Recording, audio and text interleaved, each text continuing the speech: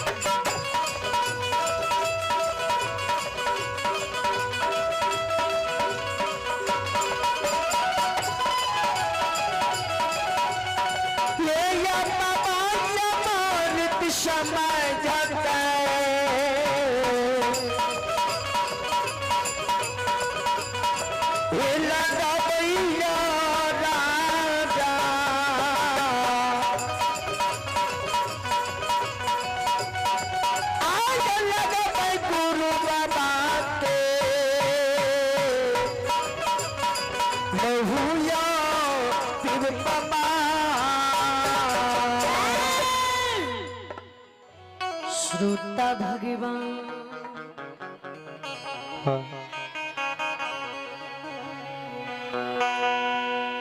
अमृत शिवाय के अमृत मान के गुरु बाबा के लहू बीज के राजा पोछ पोछ के शरीर में उसे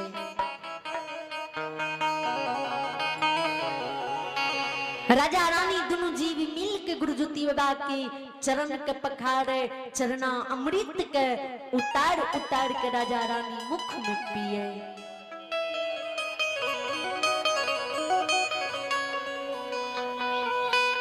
गुरु के चरना अमृत के मुख में पिए, अजय अमृत पी के बैठ जाए रानी चंद्रावती गुरु के चरना अमृत के लेने भवन जाए। चंद्रबली राजा गुरु बाबा के भैरी पांच पकड़ उठा के गोद में ला ले।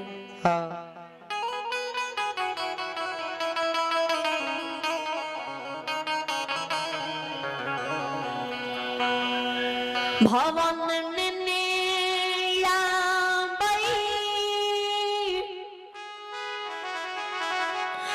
लाली से जपलों पर रुई राखे गला छा बना दई जुठी बाबा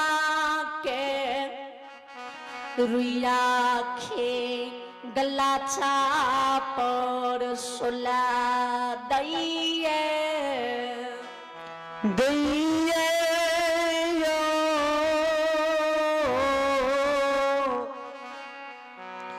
बबुसा बयो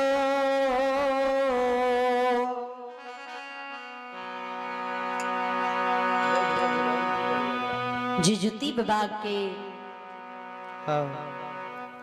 शरीर में तनियोटा तकलीफ नहीं पहुंचे के चाहिए।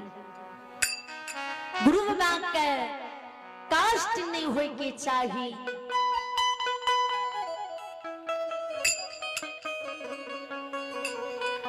सेज बिछावन पर जी गुरु बाबा के सुले बैठते गुरु बाबा के अंग के घाव दुखते ओई के कारण श्री राजा रुइया की गलाचा मलमल बना के गुरु बाबा के ओई पर सुलावे।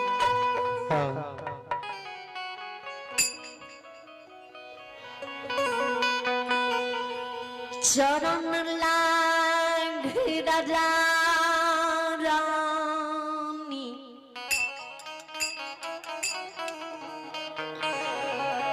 बैसई कुमाल कुमाल हाथ से गुरु बाबा के चरण दबाबैये बबुसा बयो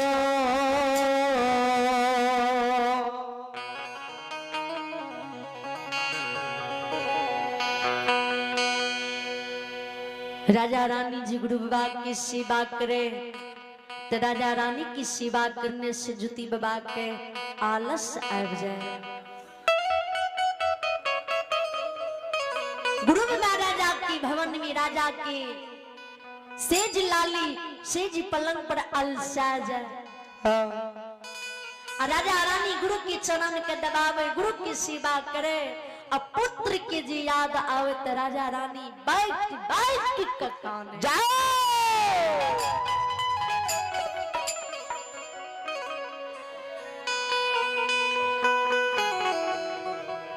एक पुत्र पुत्री खेलिए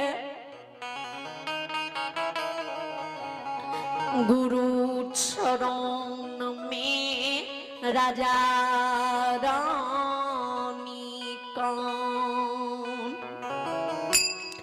कानैया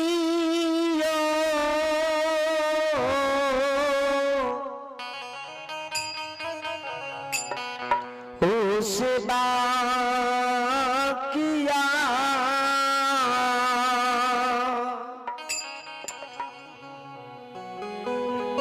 राजा आँख की आंसू जे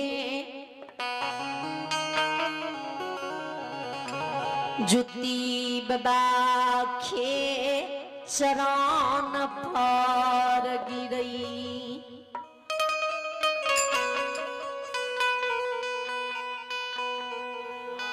जुती बाबा के चरण पर जी राजा के आंख के आंसू गिरे तो जुती बाबा जे अलसा गिल है जुती बाबा भरल नींद चाह के जागे राजा रानी की मुख पर गुरु बाबा नजर पड़े राजा रानी की व्यवहार के जी गुरु जुती बाबा देखे ए सुनो सुनो बाबू भैया सुन भाई